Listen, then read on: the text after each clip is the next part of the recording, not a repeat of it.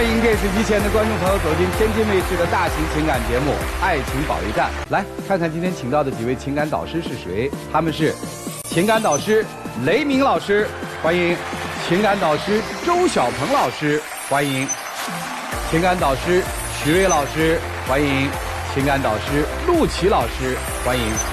来了解一下这对情侣的基本情况，请看。他总是莫名其妙地对我发脾气，也没法沟通。我感觉他像个旁观者，没有把我和儿子当做一家人。他总怪我什么都不做，无论怎么做，我都得不到他的认可。家庭的担子已经压得我喘不过气了，他还置身事外。我想给他们更好的生活，但他不理解。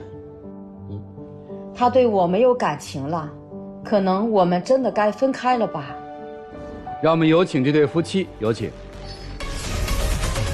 张先生43岁，来自内蒙古，自由职业；郭女士35岁，来自内蒙古，自由职业，有请。欢迎两位哈。小片里您是说他心不在了，你也不想过了。我和他是重组家庭，我们之前都有一段失败的婚姻。我带着一个孩子，一个男孩子，和他再次结婚。你们俩结婚几年啊？5年了。你们俩有自己的孩子吗？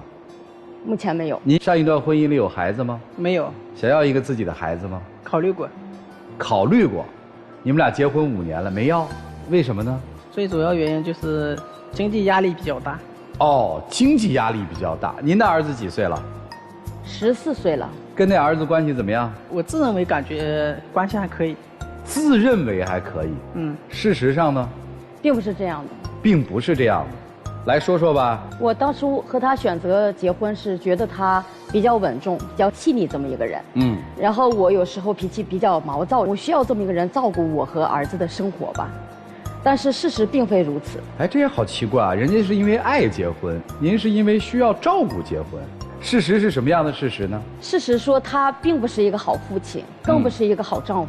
哎呦，他做了些什么呀？比如孩子现在正在叛逆期，沟通也出现问题了。我们俩就是对孩子的教育也发现了分歧。比如说在什么问题上发生了分歧？这样可以跟你说，他结婚5年，辅导孩子作业的次数屈指可数。他是本科学历，应该辅导一个小学是没有问题。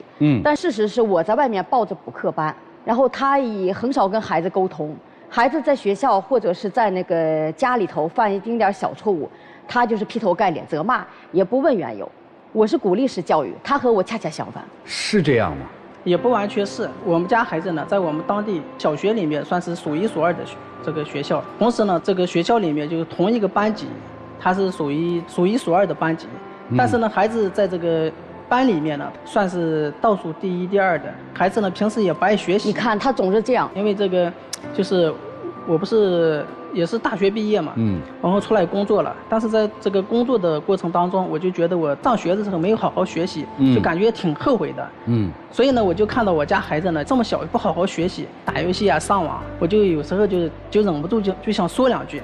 但是每次一说呢，孩子他妈呢就跟我要吵，因为孩子学习差，我是认为跟他妈也有一定的关系。为啥呢？就是因为他自己也不爱学习，就经常抱个手机。我老跟他讲，我说你看，你想让孩子学习好、成绩好，你必须家长你得带动他学习。就是你不爱学习，你也装在孩子面前一定要学习。但是就这样，经常我俩就是他就因为我这么说他又说孩子，他就不高兴了，不高兴了就要跟我吵。久而久之呢，我就想放弃了是吧？对，我说我有图我这么个就是希望孩子好，你又反过来就这样针对我，那我就干脆就不管了。你不管孩子，那我外面报补习班可以吧？但是呢，这部分费用你也不出呀。主持人这样的是这么情况，就是我和他结婚5、6年了，之前他不是这样子，但后来呢，也不知道听就是同事呀或者朋友挑拨的，还是怎么回事，他就认为说我带一个孩子吧，不是他的，他就没必要负这部分的责任，他就是我们娘俩的生活费也不给。他算得很清楚，跟我就是老百姓说的话，不想给别人养儿子。我倒没有这个想法，然后就是因为买房，他跟我说首付我来付，房本不能写你的名字。我当时也同意了，同意之后呢，后来我同事跟我讲，你看人家带个男孩，你孩子也没有，你将来万一就是中间有一些什么矛盾，他带着孩子分手了，房子也不是你的，你家也没了，房子也没有。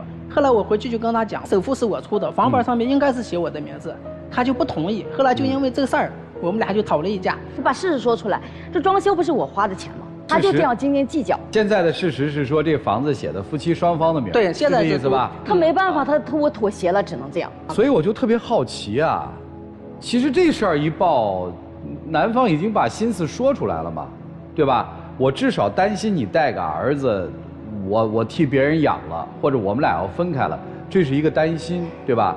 而且在婚前就有这样的担心，为什么还要结婚呢？是这样，主持人，他是我的上司。然后他以前就是面面俱到，就是对我挺细心的照顾，然后工作上他也能给予我帮助，生活中他或多或少也能帮助到我，因为我是个单亲母亲嘛，他经常过来献殷勤。然后我那个离婚已经多年了，带一个孩子就是挺累的，心累的，就需要这么一个港湾吧，就是可以依靠。这个时候他正好这个时候过来，然后他比我大8岁，我认为比我大8岁的一个男人，他应该懂得珍惜。就是你想象这是一个很理想的结婚对象，是的，对吧？对。但是在婚前的第一次利益冲突里面，你们俩其实已经打翻了嘛？对。然后就是孩子学习教育这块呢，我也不是说是没出这个费用，所以孩子上小学1年级之后，他就开始补英语了。每年7、8千块钱，然后刚开始我们俩结合大概是1年左右，他不上班也不做饭，孩子就开始上这个小饭桌。为什么不上班也不做饭呢？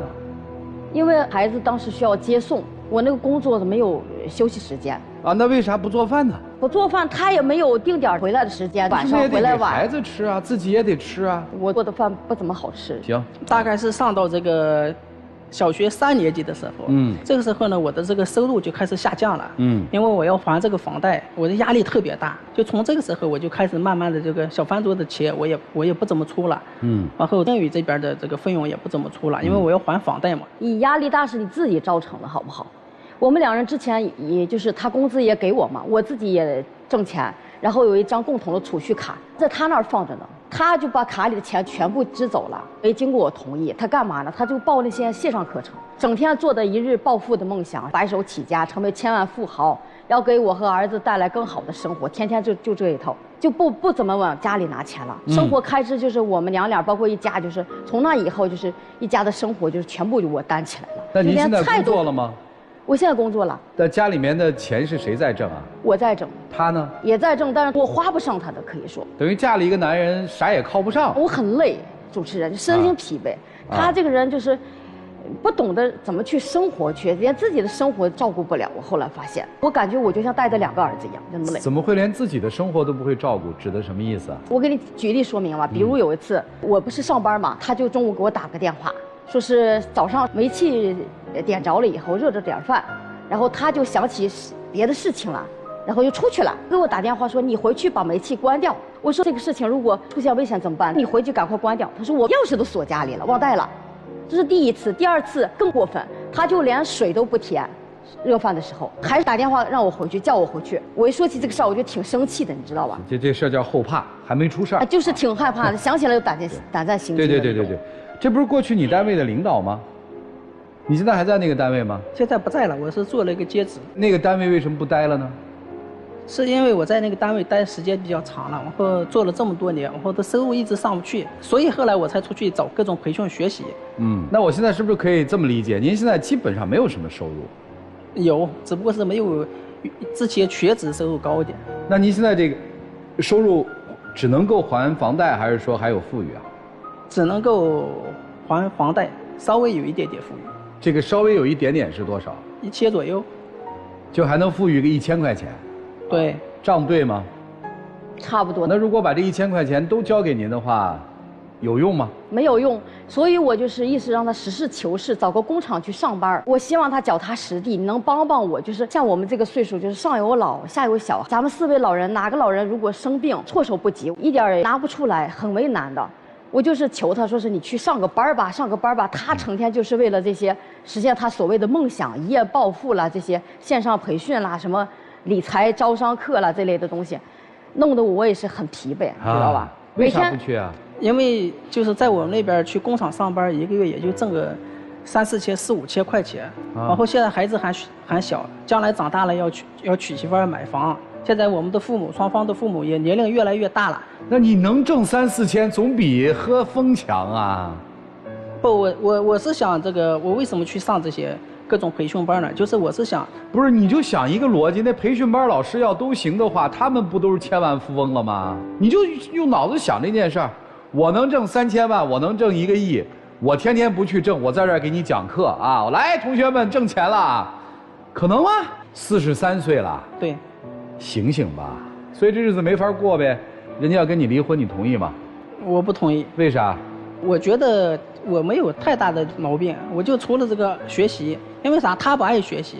他这不学习还挺好的。我是学习，我是学我专业里面的。学也得管家呀。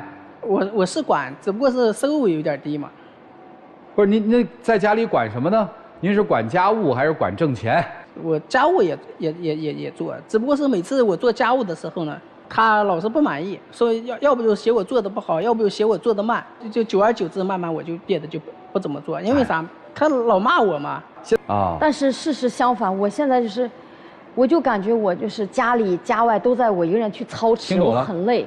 所以如果我们要用这个排除法的话，会发现很有意思啊，没有他，少一个人吃饭，对吧？是的。没有他，少伺候一个人，是吧？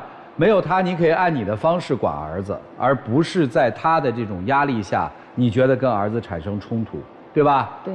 没有他，你会更轻松。是的。我们都会这么想啊。这样，主持人，我之前有过一段婚姻，然后离了吧，怎么说？我是一个传统的女人，我离了吧，就是亲朋好友很多都不知道，当时后来很久才知道的。然后我不希望别人对我指指点点的，他们也许会说是你，也许前一段婚姻是对方也有错，你自己也有错，对吧？但是第二段婚姻呢，我其实很珍惜，但是如果再离掉的话，我就考虑说是，你这个女人，别人会说你这个女人自身是不是会有毛病？那今天来其实并不是为了离开他，是吧？是想通过这个舞台让他改变，对吧？是的，我想让他改变，不要回到以前那样，就是咱们刚是重组家庭的时候，你对我的爱，对孩子的关心那种的感觉。你为什么现在就变成这个样子了？就是把你弄得就是现在就我很累，因为咱们这次机会不容易，第二次婚姻，我是这样想着。但是他就这么长时间，我给过他机会，他也没有多大的改观，他也不听，他总是跟我吵，总是跟我闹。我来到这个舞台，我也是再三考虑了，我也是怕亲戚朋友知道这个事情的，弄得挺不光彩。但是我一直压着我的火，多少年了，我就一直压着。所以其实对这个婚姻还心存希望，你的希望来自于这个男人改变。来说说儿子吧，14岁了。是的。叛逆到什么程度？他一说话就不爱听，无论是好话是坏话，他说好话，我儿子会认为他虚伪。说的坏话的，我儿子就跟他吵。现在应该是初中了哈，初2，14岁。14虚岁，13。初1嘛。对。现在初中这个学校算什么学校？他是我们那里属于那个就是直接分片区的那样的，在本市也是数1数2的好中学。哦。那就孩子成绩还可以是吧？视如己出，后来发现视如己出，没有能力让别人成为跟你贴心的人。对吧？对，压力大哈。对。哎呀，你看每个人有每个人的苦哈。行了，事儿我们大概应该七七八八的听得比较明白了。最后问一遍，您今天来到底是想听听意见，还是我意已决？这个日子我就不过了。我只是通过今天来了之后，在这儿我把我的苦说出来，让别人去看到之后觉得说哦。他这次离婚跟他没有关系，是因为这个男人的问题，所以他迫不得已选择了离婚。您是哪一种？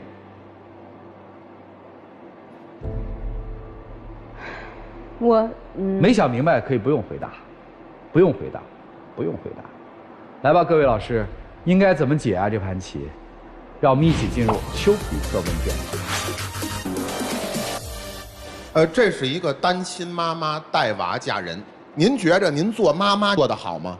您在家里面刷着短视频，孩子交给辅导班，您让一个孩子在回到家之后，您再刷着短视频，我的继父对我态度非常不好，这个时候您的孩子积极情绪来源在哪儿？您考虑过吗？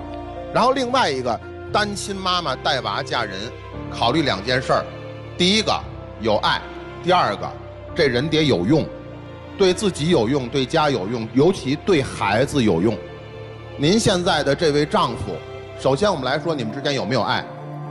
自从那个房子让他付首付不加他的名字，然后他坚决要求加他的名字，自从那个矛盾开始，其实双方内心深处都有自己的私心。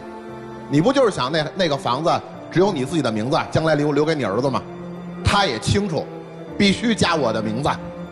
从那个时候你们2位之间所谓的有爱这事儿已经打折扣了。接下来再看有没有用。哎，我先问一下那个张先生，您觉得自己在这家里有用吗？我觉得有用。有点用还是特有用？也不能说是特有用。哎，有点用嘛，就是偶尔回家做做家务嘛。首先对妻子，您现在基本上连家用都不给。对。然后家务基本上不做，然后对于儿子功课您基本上不管了。现在跟儿子之间的沟通也越来越少了，您正在越来越没用，在这个家里真正的功能性在不断的打折。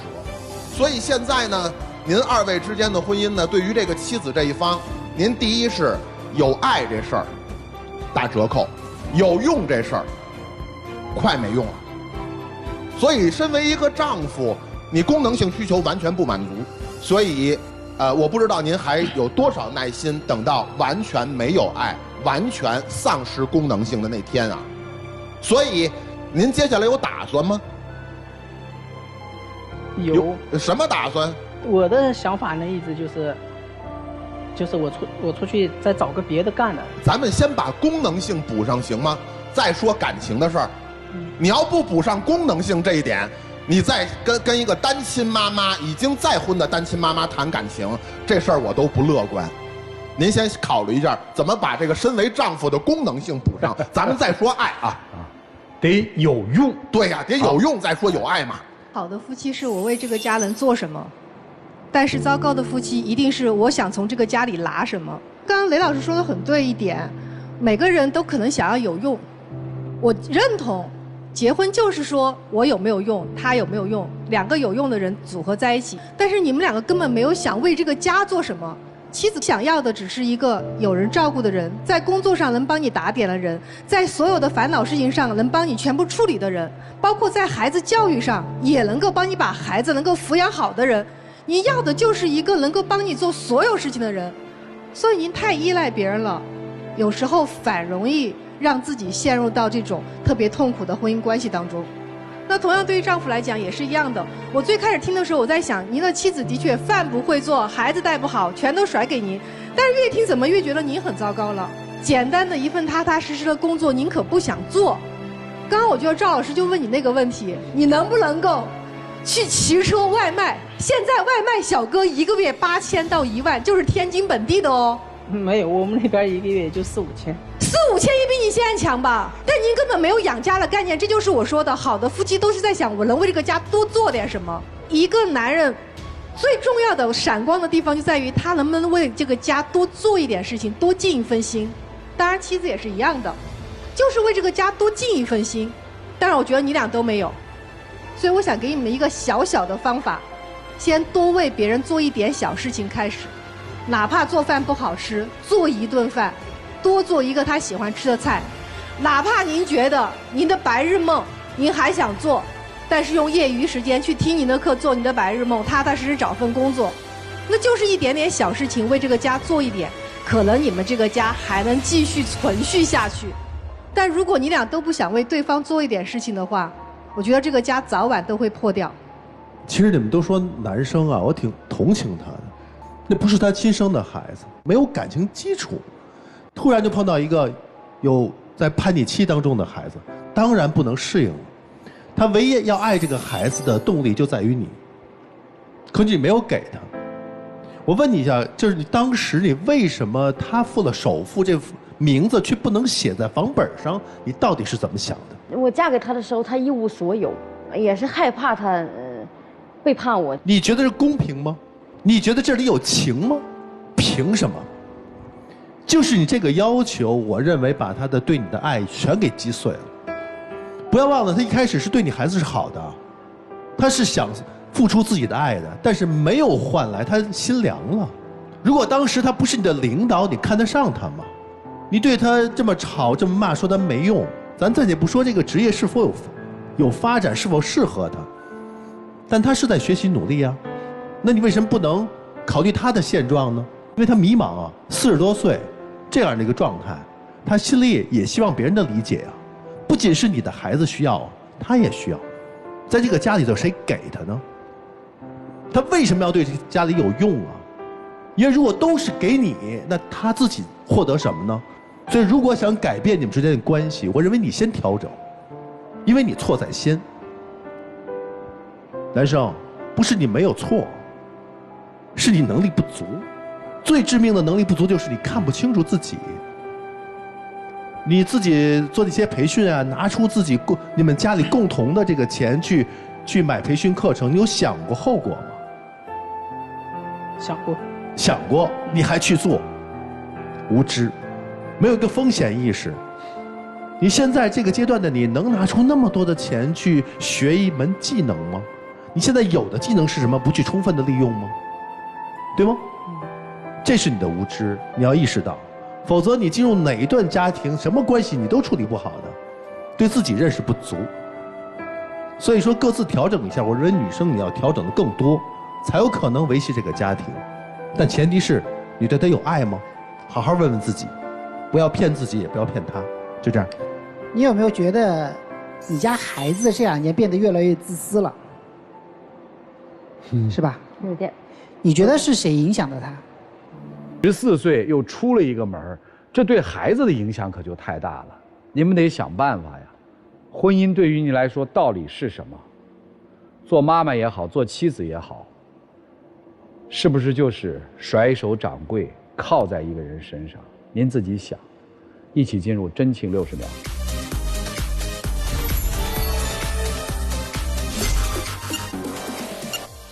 其实我媳妇儿都是外人，但是还是双出。来，看看人家自己怎么选择，请开门。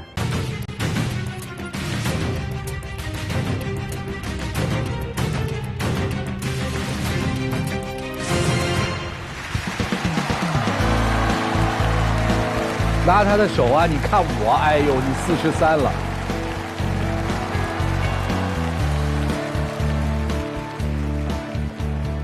既然今天出来了，咱就别那么别扭。陆琪老师刚才说了一句话嘛，一个家里3个外人嘛，你们看用什么方式再团一团，能团就团，团不了真散了，也就散了吧。哎，真是难受。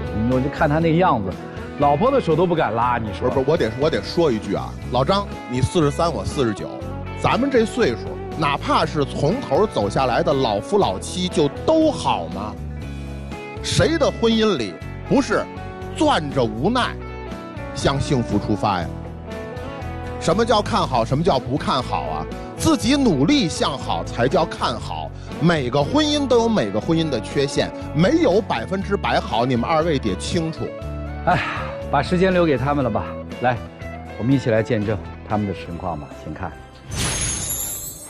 我们2个在一起3年，分分合合也太多次了，每一次都是我在挽回他。在生活中，他总对我不满意，总想和我吵架。反正我尽力了，即便是分开了，该遗憾的人也不该是我。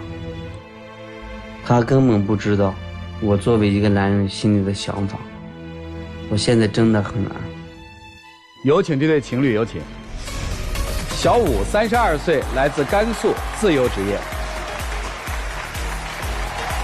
小杨31岁，来自河北，自由职业。有请2位，有请。谈了多久？3年多了。一直没见父母，是吧？没有见。期间情感也有过大变化，是吧？是的。都是谁挽回的呀？是我。所以现在又出了问题，就觉得累了，是吧？是的。不想再这么坚持了，所以今天来了，对吧？对。啊，那就说说吧，说说这3年吧，发生了一些什么？我们是2020年一次活动中认识的。当时我们互相加了联系方式，到后来的时候，他逐渐对我表示有一些好感。记忆最深的是，当时有一次我们2个都感冒了，他去买了药，给我称好，给我端过来，他自己一直在咳，他没有吃药，我当时觉得好温暖。他是一个唱歌的，我是一个做舞蹈老师的，我觉得我们2个在一起肯定会有聊不完的话题，所以当时就决定答应跟他在一起。但是在一起一段时间之后，彼此的缺点就慢慢暴露出来了。他脾气特别暴躁，就比如说我们2句话可能就会争吵起来，到后来他还变得很大男子主义，他觉得他说的都是对的，我做什么事情他觉得你这样做不对，他就跟我讲说，你是女生，女生就应该听男生的，你听我的。然后还有就是家里边做卫生这个，然后他会说，卫生不都是女生应该做的吗？我就觉得为什么都是女生，凭什么？然后我们就会因为这个再次争吵。其实对于搞卫生也好，就你可能是我当时的态度不太对，但是呢，我觉得就像你在生活当中是一个没有把事情能处理好安排好的人。你看在外面所有的伙伴合作同事都在听我的，不论是从生活经验还是生活阅历，我觉得我懂得就比你多，会的确实也比你多。你看他现在还是我觉得我在选择做一件事情的时候会深思熟虑，我没有出过错，所以我想有效的把你安排好，就是你这是太自以为是了。我们不评论在职场上面谁对谁错，咱说点生活上的事儿吧。就比如说还有啊，他不会像以前那样关心人，就有一次我们几个朋友一起出去玩，我当时肚子不太舒服，就走得很慢，背了一个小包，然后他们就自顾自地往前走，然后直到他朋友说了，你女朋友还在后面呢，你帮人家拿一下包啊，就是你怎么也不管人家。他笑了笑，他又转过头去，然后我当时就很委屈又很气愤。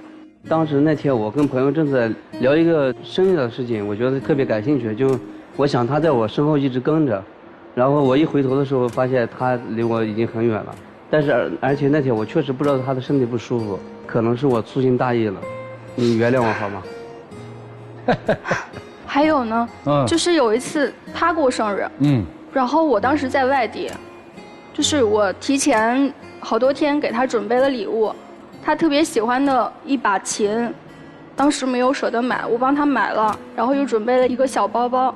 我坐飞机赶回去，然后想给他一个惊喜。当时家里就是那块电梯没有电，我拎着那些礼物爬了好多层楼，然后敲开门的那一刻，我以为他会很开心。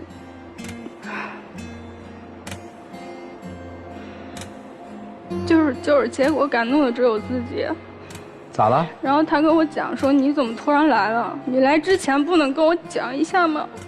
万一我在跟别的女生约会呢？就是那个时候我就觉得心都凉了半截了。那会儿不是你还不翻身就走，你心才凉了半截儿，姑娘，你这体温够高的了，人家拿一盆冰水泼完之后，居然还只凉了半截儿，哎呦，你真行啊！你就说这话呀，兄弟？其实我是当时因为我在就是跟同事聊工作方面的事情。哎，你可以聊工作，你怎么会说出这样的话？你怎么来了？你不怕我跟别的女生在约会吗？你为什么？这是跟工作有什么关系啊？这我想解释一下，主持人。其实那天真是我是跟工作同事发生了争执，然后就那个情绪一下没转变过来。我知道他大老远过来，真的也挺不容易的。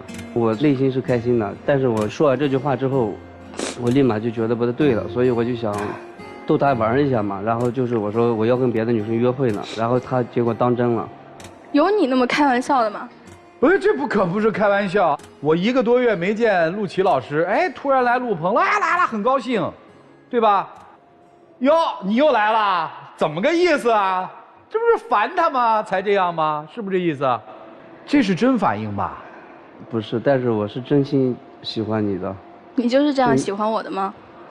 哎呦，你就别再说你就是这样喜欢我的了嘛！你那天晚上已经把人丢尽了。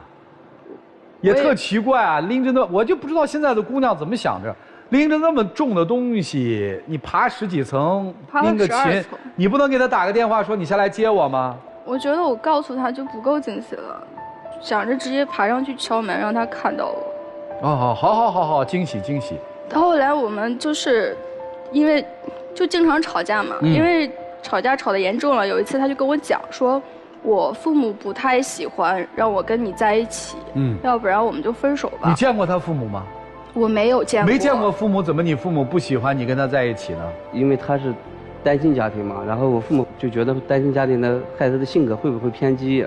另外呢，就是他的身高呀，然后他的学历啊，就是我父母可能他啥学历？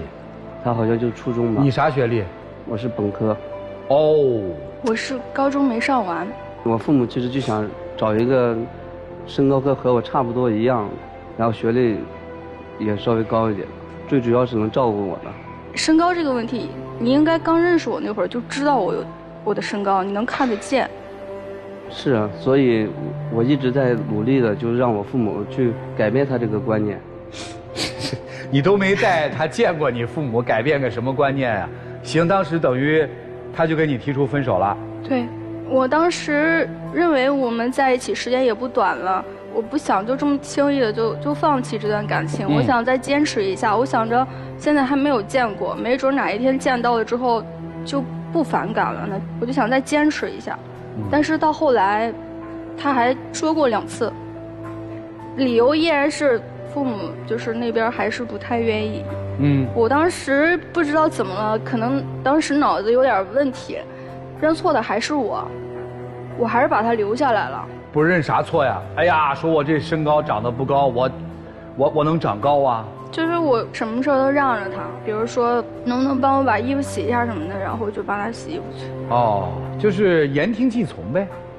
反正那个时候就比较，就是当时想留住他就比较卑微一点。那到底有没有见过人家父母啊？没有。打过电话吗？视过频吗？电话也不让打，视频也没有。其实没见父母这个原因是我觉得时机不太成熟。我就想着就是让父母就是对你多一份了解。我经常在我的父母面前也说他的很多优点，就比如以前他从来不会做饭，他也慢慢的现在变得会做饭，然后会照顾我。那为什么后来还是因为家里不同意这个原因，去跟我讲分手？哦，也就是说提过一次，后来又提了是吧？对，如果你跟你父母做工作了，为什么到后来还是因为这个原因分手？你的工作做到哪里去了？我真的不知道。还是说父母不愿意这个事儿只是一个冠冕堂皇的借口？如果你是因为想跟我分手找这个借口，完全没有必要，你可以直接跟我讲，就没有必要找理由的。当时确实我也是很生气。另外一个，我父母确实不喜欢你，父母就想让我。不是你生气生什么气啊？就他的性格其实也是属于那种就是不是，那你不喜欢就告诉他你不喜欢他不就完了吗？性格不可爱，我们不可能在一起，谈个半年分手不就完了？没人指责你。他就吵架的时候我不喜欢，平时的时候还挺好。哎呦哇，你还希望一个完人没有脾气的人是吧？你想修理他的时候你就说父母不同意，是这意思吧？对。对呀，天哪，真行。然后您又接着挽留。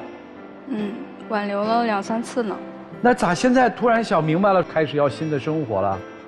因为有一次我偷偷翻他手机，我翻到了他跟女生聊得特别暧昧。他跟我说那是家里给他介绍的相亲对象，家里都给你介绍上相亲对象了，那我们之间应该确实没有什么必要了。而且之前我真的尽力了，就算我再卑微，我也有个底线吧，我不能脸都不要了吧。我父母介绍的相亲对象是没错。但是这段我也给你也坦白的说了，那个妹妹呢，她父母跟我父母关系挺好的，然后想着这个妹妹在北京的时候能有一个哥哥能照顾一下她，我也告诉她我已经有对象了。可是你明明知道那是你父母给你介绍的，想让你相亲的女生，你还是加了。姑娘，这跟他父母有什么关系啊？他父母可以给他介绍，他父母没办法说儿子来你聊暧昧，他父母替他聊是吗？没有，我并没有暧昧，只不过就是称呼人家叫我哥哥，我叫他妹妹。你怎么那么多妹妹呢？那你要这样说的话，那你很多次都跟别的男生出去。什么叫很多次？吃饭，你回来的时候我都问你，我说你跟哪个男的？那我跟朋友出去吃个饭不是很正常吗？那我也没有跟人家很暧昧啊，我吃完饭就回去了呀。那我哪知道是你的什么朋友啊？你是我的女朋友，你经常跟男性朋友出去吃饭，那我怎么想？那我不可能跟你谈恋爱，我都不允许有个异性朋友了吧？哎，我问几个问题啊，今天来干嘛？糊涂了。就是想借着这个机会，我想问问他内心到底是怎样想的，他是怎样对待我们这份感情的。行，要不要问什么？想不想娶我？要不要继续？咱们问题细节化一点，我帮您细节哈。还想跟我有未来吗？姑娘想问。想。你打算什么时候娶我呀？姑娘想问。我想就在这2年自己的经济状况好一点，我们就结婚。哦，那要这2年经济条件不行的话咋办呢？不行，我觉得我们也得结婚吧。哦，要结婚了，我太高兴了。那啥时候带我见你爹你妈呢？他还是在犹豫吧。你今天怎么样也要给我一个态度吧。我们也谈了3年了，你让我等多久？女孩子的青春有多少年？哎呦呦呦，别说了别说了，你要真这么想，你早走了，姑娘。你觉得这个男人爱你吗？一开始我觉得是喜欢的。哦。后来他那么多次分手都是我在道歉，我就觉得他不爱我。他有那么爱我，他不会随便讲这些事儿。是的，是的。那你为什么还跟他坚持了这么长时间呢？我其实就是舍不得当时。行，今天是来挽留的是吧？是的。那你挽留人家，我看你今天话很少啊，你怕什么呀？其实这3年当中呢，你付出过确实挺多，也有很多感动我的地方。我也是真心爱你。能给我一次机会吗？女生最在意的不就是这么多年的交往，女生想见一下你的父母，可能还不一定是嫁，只是想知道通过见你父母的行为，想知道你这跟他在一起捉迷藏一样的这样的情感操作到底是在干嘛。最重要的你不说，我也不知道为什么。行了，听听老师们怎么说吧。让我们一起进入丘比特问卷。卑微的恋爱呢，可能形成一种习惯。到最后结了婚也继续卑微下去，卑微的恋爱可能换不来别人内心深处那种说啊很幸福的一个婚姻，但也怪不得，万一您把这种卑微后来不光当成习惯，不爱，所以他不爱你。我反对。你可以反对，但是我就这个观点。我就觉得我的男朋友他是一个本科学历，我就觉得我的男朋友长得又高又帅，我就愿意牺牲自尊，奉献我的终生去渴求他父母对我的认可，我愿意怎样？但别人不愿意，那是你的问题，这是我的。别人不愿意，我说等会儿，只要我愿意，没有自尊，你们谁拦得住？他不爱你，我知道，但是我愿意。那你去求吧。对呀，我正在求啊。每次都是分手的时候，我主动懂事儿做家务求回来的，怎样？我觉得对于女人来讲，珍惜自己，才能得到你想要的爱。女生，我问你个问题，你有跟他的父母通过电话吗？没有，他不让。那我揭露一个真相吧。他父母没有反对，因为父母压根儿就不知道你的存在，所以父母给一个听话的孩子介绍了相亲对象，他欣然接受。因为他心里压根就没有你啊，他那句脱口而出的那句话就在他生日里面已经告诉你了，你怎么这会儿来了？我会跟别的女生约会，你会打扰我的。就看不懂，不明白，他在用伎俩控制你，套路你。他会告诉你，我没有错，那就错都是你呗，你得听我的，卫生得由你做，做饭得由你来。我让你做什么你就做什么，这可是你在我父母眼中的优点。